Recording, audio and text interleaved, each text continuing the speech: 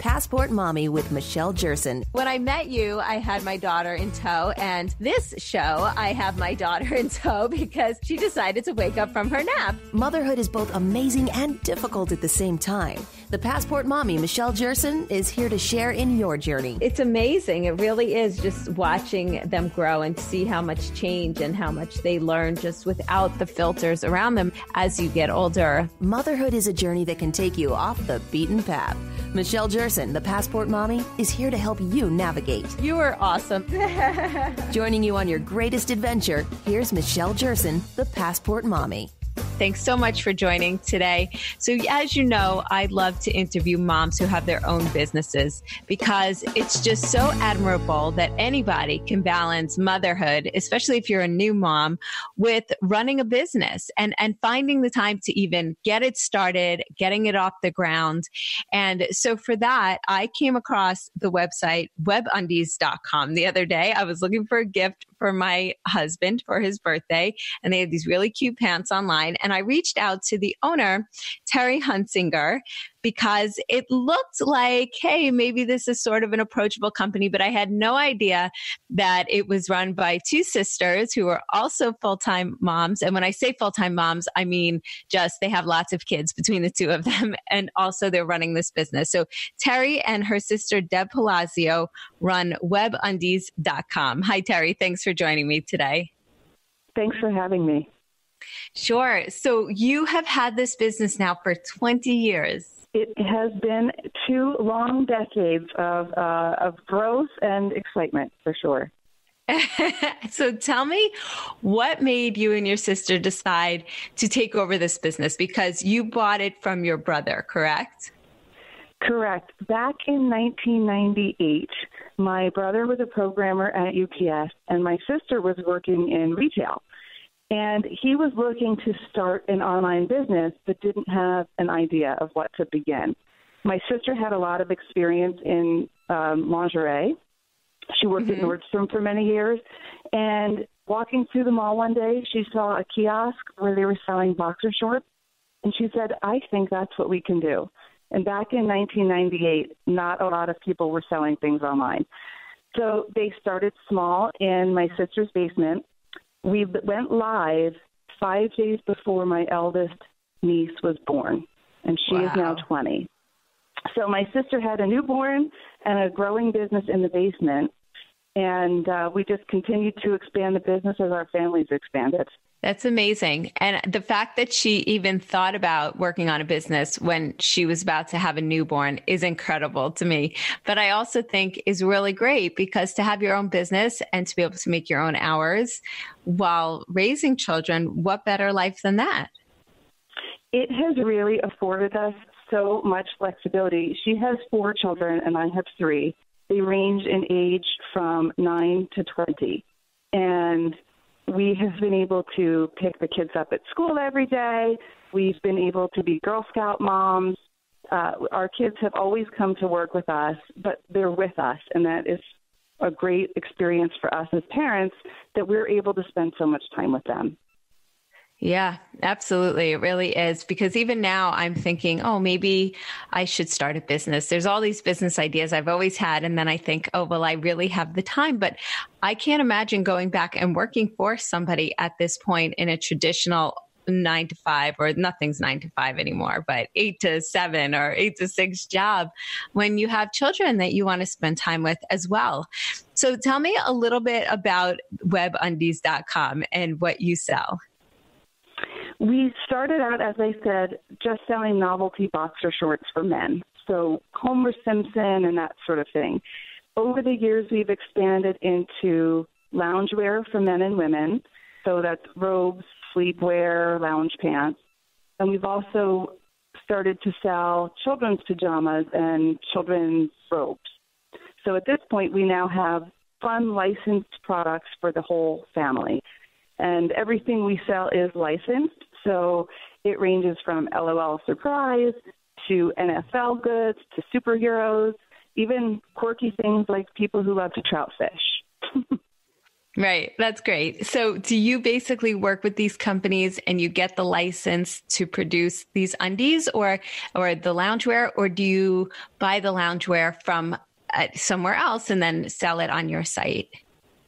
We purchase the goods from the license holders. So, for example, there are probably only 2 children's sleepwear companies that are licensed to produce Harry Potter goods. And because we've been around for so long, we have very strong relationships with them. And so we purchase those licensed goods directly from them. That's terrific, because I know my husband actually works for Pez. He's in marketing and licensing. And that's why I was looking for a pair of pants for him. And I saw the Pez pants. And then he said to me, Michelle, don't get me anything from Pez. I could get it all at work. That's so funny. Yeah. But it is very cute. I mean, all of the items that you have on your website, I think I saw a Cookie Monster onesie for adults on there. And I thought, how great for you to wear that with your kids who probably have Sesame Street pajamas. Yes, it really is. And for us, we have always enjoyed involving our kids in the business, especially when we get line sheets for new products. Some of these characters at this point, we don't know who they are.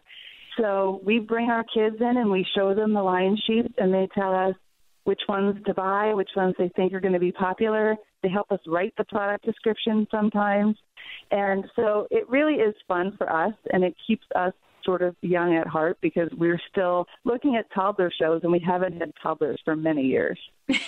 Right. And I think it's great that you've involved all of your kids in the business at some point or another.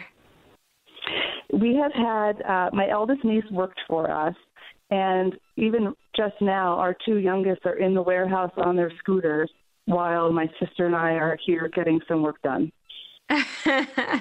That's great. And it's teaching them early on how to run a business. They must really look up to you and your family. And that's a really great role model that you're setting for them. We hope to instill a strong work ethic in them as our parents did. Our parents were always really hardworking and always ambitious and goal-oriented. And we hope and believe that we are passing that on to our children as well. Yeah. And that's really great, because I was just having this conversation with my mom the other day, and she was a stay-at-home mom pretty much for our whole childhood. And I appreciate that very much. And I was telling her that I was thinking about maybe starting a business. And she's like, what do you mean? You have 2 kids. You have to be a mother, be there for the kids. And I was like, nowadays people are doing both. I feel a lot more women are doing both than are not. I agree. And as I had mentioned to you when we were dialoguing prior to speaking, many of the people who work for us were moms whose children went to kindergarten full time, and they were looking for some sort of employment. We said, we need part-time people. We know moms are super reliable and able to multitask like nobody else on the planet. Thanks for recognizing that. Those folks have worked for us for many years. Now, for the most part, their kids are either in or out of college. Their children have worked for us. And It's been a great opportunity for us to help them. They really do gain a lot of confidence. I think their families respect them for being able to manage those things. And we're able to give them the flexibility of time with their family. On occasion, we say, if you want to take the summer off, take the summer off. Be with your kids. Travel with your family. It's our slow time, and we know that they work really hard for us when we're busy, and so we try to accommodate them when they have things in their lives that they need to give attention to as well. That's great. What a wonderful company to work for, because I think that really is what moms struggle with. We want to be there. We want to have the quality time with our kids, but at the same time, we also want to make sure that we're providing for them now and in the future. I agree. And I really do think that it's been a blessing for both my sister and I to be able to be part of that and to share it with other people, because it's been a great parenting experience for us to be able to be the kind of mom our mother was. She was a stay-at-home mom for a long time, and also have a life of our own and responsibilities of our own outside of just being a mom. Right, exactly. And it is so important. It's important to keep the responsibilities, to keep your hobbies, to just be someone in addition to a mom. A mom is the greatest role under the sun, hands down. However, a lot of people I feel get lost. They lose part of themselves when they become a mom. And so I think it really is a fine line and a really tough balance. So you are based where? Because I see the phone number and you look like you're local to where I am, but where are you based? We are based in New Jersey. For many years, we were in Cranford, New Jersey, which is our hometown. And we moved about 4 years ago to Mountainside, New Jersey. Oh, how nice. That's great. And I love hearing even better local to me. I mean, the show is national, but local to me moms who are just making it happen. So where can people go for more information about you and just to check out your website and all the products? Our website is webundies.com. And all of Deb and I are obviously on LinkedIn like everybody these days, but we, as business owners, we honestly don't make much of a priority of putting ourselves out there. We really just work so hard for our family and our business that you probably won't find a whole lot of information about Deb and I. It just seems to be the one thing that goes by the wayside, as I'm sure you understand. I do. But webundies.com, such a great name. And I think that's great that you have been doing this for over 20 years when online sales were just getting underway. Talk about being ahead of the curve. Terry Hunsinger, thank you so much for joining me today. I'm Michelle Jerson, the Passport Mommy. More coming up in a few.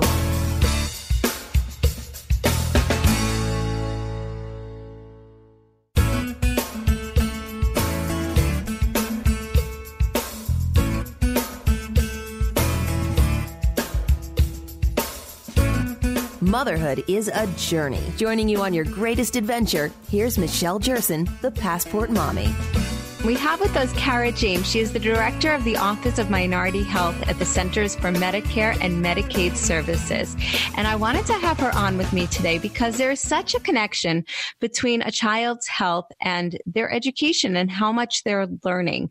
Dr. James, thank you so much for joining me today.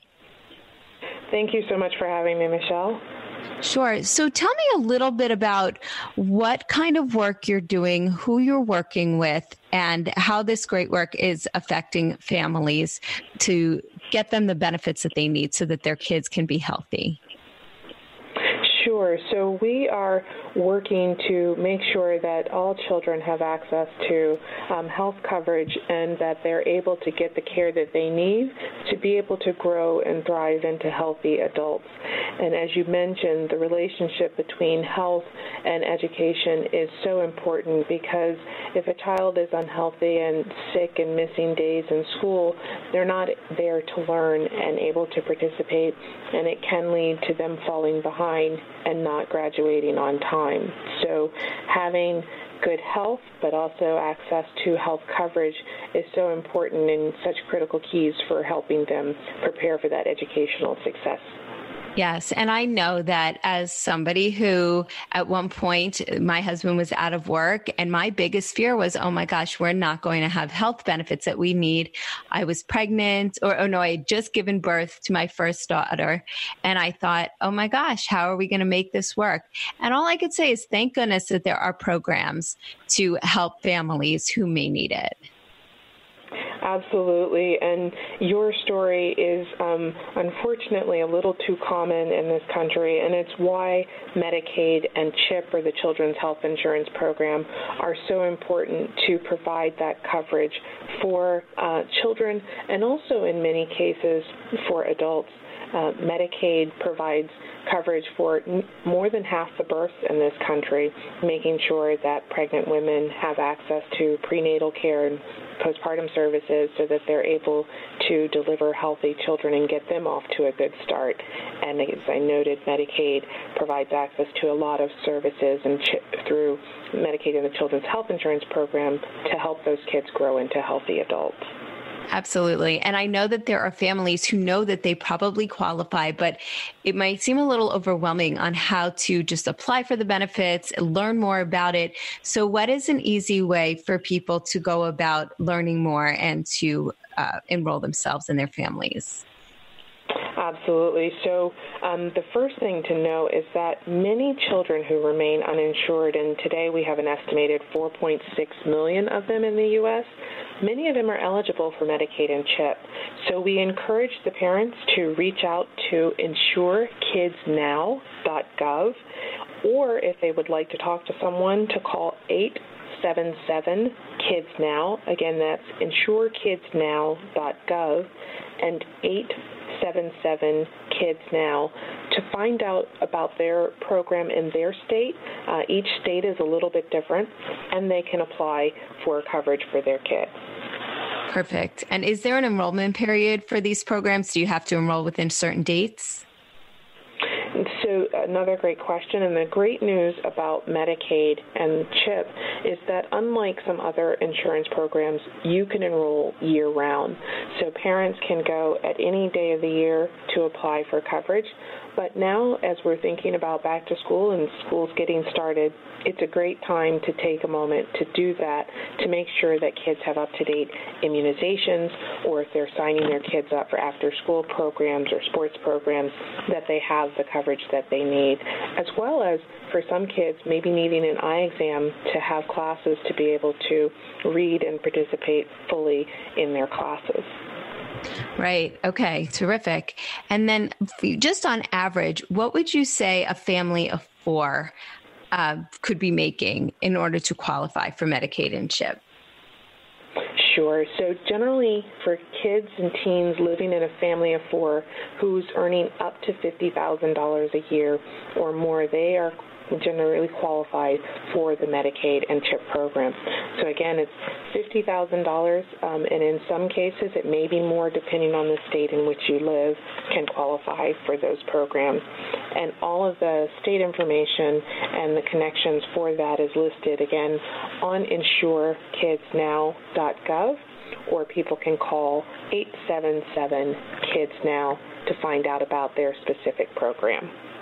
Terrific. And I just think also people should not feel ashamed or feel like, I feel like there's some stigma sometimes attached to being on Medicaid. Yet I feel that so many people who qualify, they don't realize just how many other people are also in the program. That is a very good point. And I think one of the things I'd just like to share is that as of May of this year, more than 72 million people in the U.S. are enrolled in Medicaid and CHIP.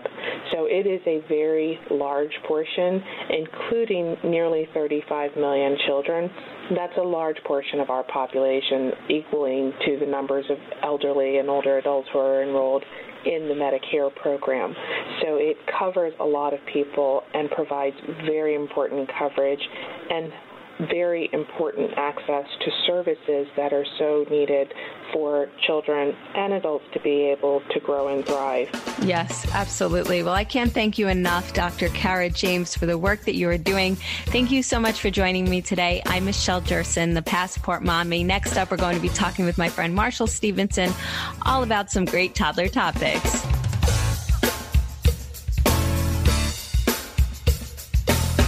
Passport Mommy with Michelle Jerson.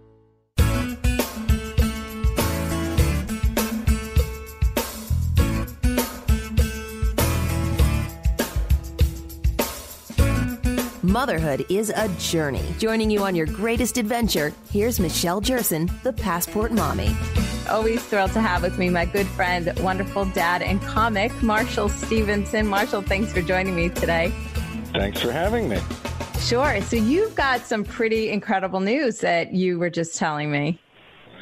Well, New York City, this is like a publicized thing. We live in the Bronx, so they introduced universal pre-K.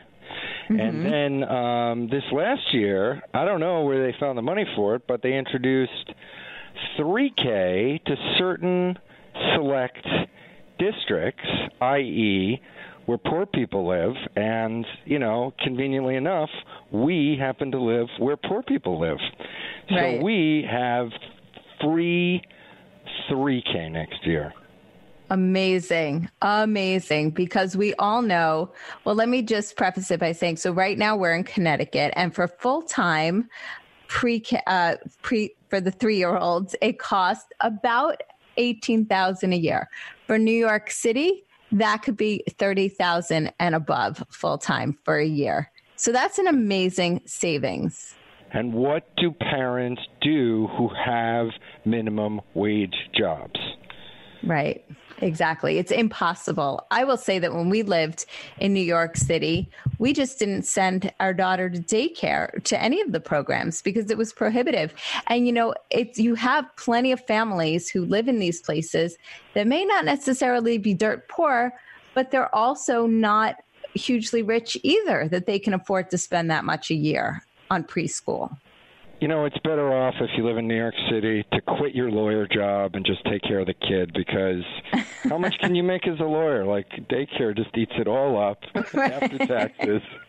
So you might as well. It really is the situation. Now, I think, there's this whole thing out there where they say that this pre-K and 3K is very good head start for their education, that they'll be smarter. I don't buy a bit of it.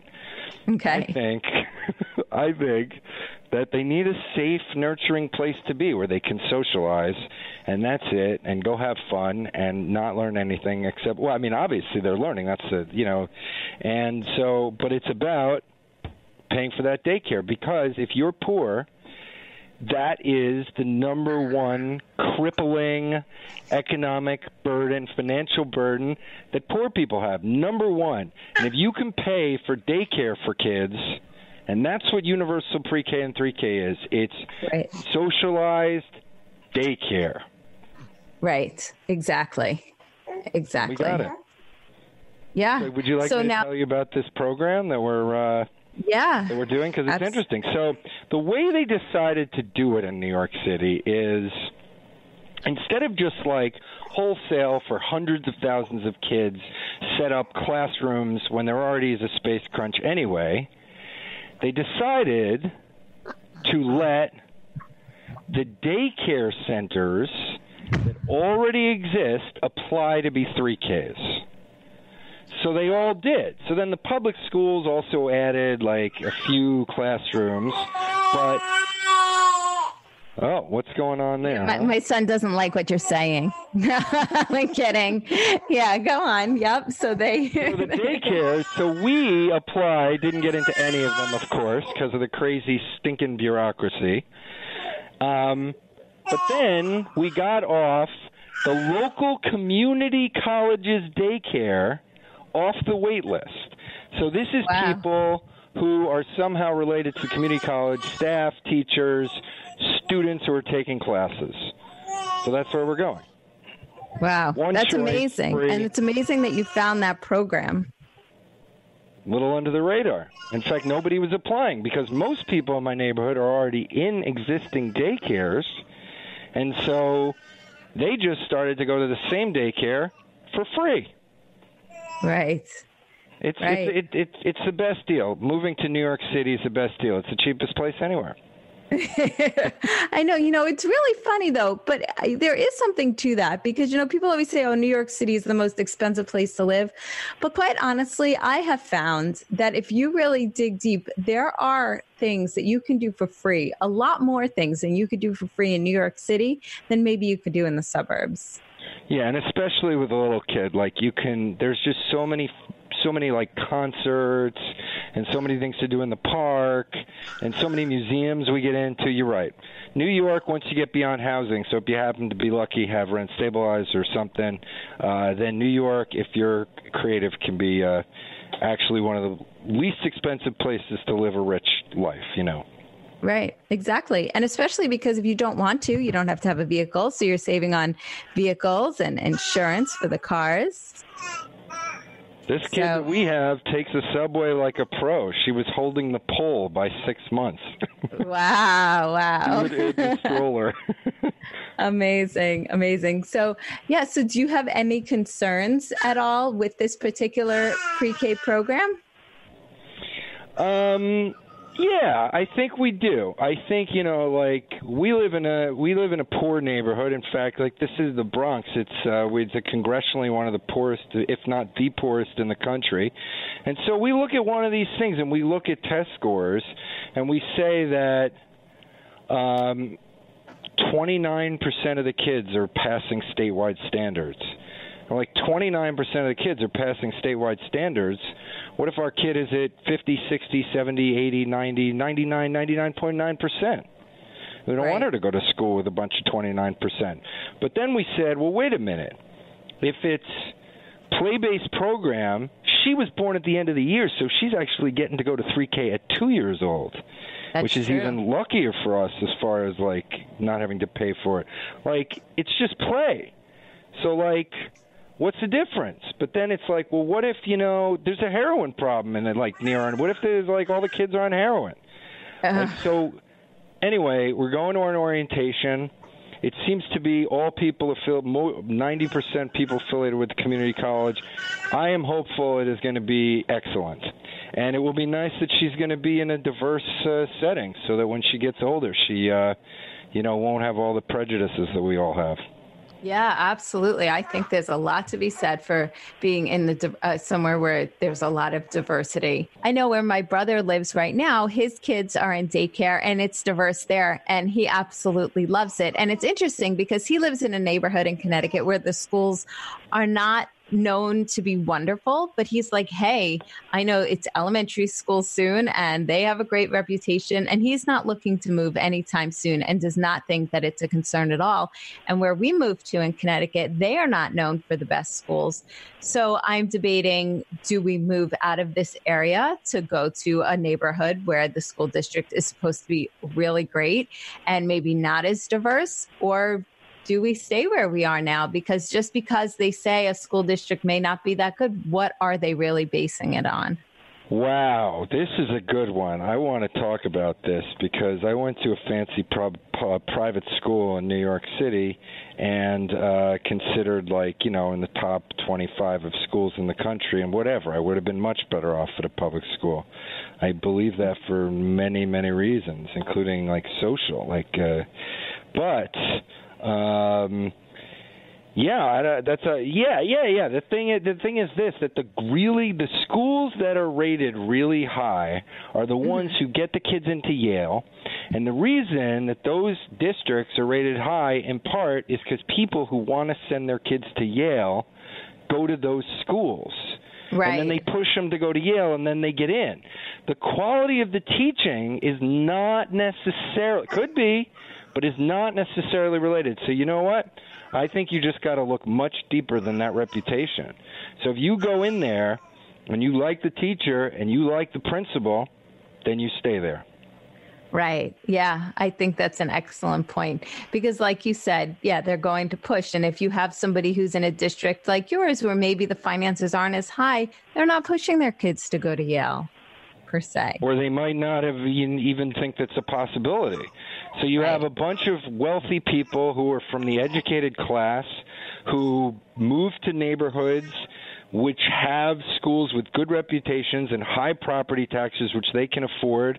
A lot of money goes into that school. A lot of highly motivated kids go to the school, and then a lot of kids get into Yale. It isn't necessarily a story of good teachers. Right, exactly. And I've also heard that if you come from an area where maybe you don't have as many people applying to Yale, you might have a better shot to get in because they're looking to take people from different parts of the country and different neighborhoods. That's right. So you're wherever you live right now, you want to get into Yale, move to like a bad section of Baltimore, and you'll be all set. You'll get in easy. But it's the same, you know, actually they're doing that in New York City. We live in the Bronx, and when you apply to the high schools, you know, the specialty high schools, they want to wait. I don't even they call it like your unprivileged score or something like that. And so like they give you points for different ways that you're not privileged. So the fact that we live in the Bronx will like apparently give our daughter points in admission. Like, I think they're trying to do something race-wise, but what if they don't know the race? I don't know. Who knows? Yeah, that's so interesting. It really is. And then also you can think if your son or daughter is in a school which is highly, highly competitive, they might, you know, we don't know how our kids are going to learn yet. and what kind of learner or student they're going to be.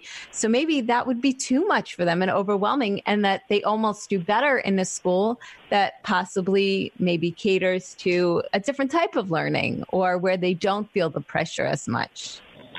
I think that you're right on. I'm glad you said that. But I think, there's something to not learning style or something, that it might be better for your upbringing and your self-esteem to be in the top of your class.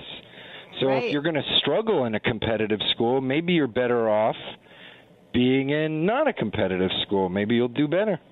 Yeah, exactly. Because I think self-esteem is so important. And that really, I think, transitions to when you're older, and just believing in yourself and what you can do and what you can't do in life. Because let's face it, school's wonderful, but I don't remember calculus or any of that stuff, or what did that prepare me for in my field? It was more the confidence, the motivation. Obviously, schooling's important and college is important, but there's also that other part. Of course. And, if your kid is feeling bad about himself in high school because there's a bunch of snobs who are making fun of him, it's going to be terrible for that kid, and it's going to make it hard for him to learn. Right, exactly. So put him with all the dummies. He'll excel, and I don't know what I'm talking about. I'm just kidding. There's no such thing as, look, everybody learns differently, and that's why I think there are so many great resources now too, depending on the school. So I think that's something to look into as well, is what kind of resources are offered at the schools should your child need it. Because you never know, things can develop at any point. I have a friend of mine who, she's having some, certain things that have come up with her kids. And she says that the schools have been wonderful in providing resources to help with that. So I think that's what's important. Well, yeah, you're right. Anything could go wrong at any time. I'm glad you reminded that, and for this conversation, it's important to think about that. Yeah, it's a hard thing, and like any parent who makes the wrong decision, even though they did they went through the process, right? It must be devastating for them if they go through and think about it and invest all this time and money and where they're going to live and all that, and then the school doesn't serve their kid well. That must be horrible. Yeah, absolutely. I think we do our best to make the best decisions that we can, and that's all we can do. We can't kick ourselves. We can't, feel badly. We just make the best of the situation. And if it's not ideal, then we do what we can to change it. And again, if that means seeking schooling elsewhere, if it's possible, or bringing in additional resources, whatever the case. So coming up in the next segment, I want to talk to you a little bit about not so much school, but what's going on at home, because you were telling me that your daughter has started to transition into a new room in your apartment. And we now are also thinking about, do we move my daughter into another room to put the baby into the room that's closest to ours? And there's different ways that I've been looking at it. Like maybe it's better to just leave her where she is because she's used to it, and it's okay to have him a little further away with the video monitor. Or do we make it like, wow, you're getting this great new big room? And there's also some debate between my husband and I as far as what is needed in this new room for both of them. So you're listening to The Passport Mommy. I'm Michelle Jerson. We're talking with Marshall Stevenson. He is a wonderful dad, comic in New York City. More coming up in a few.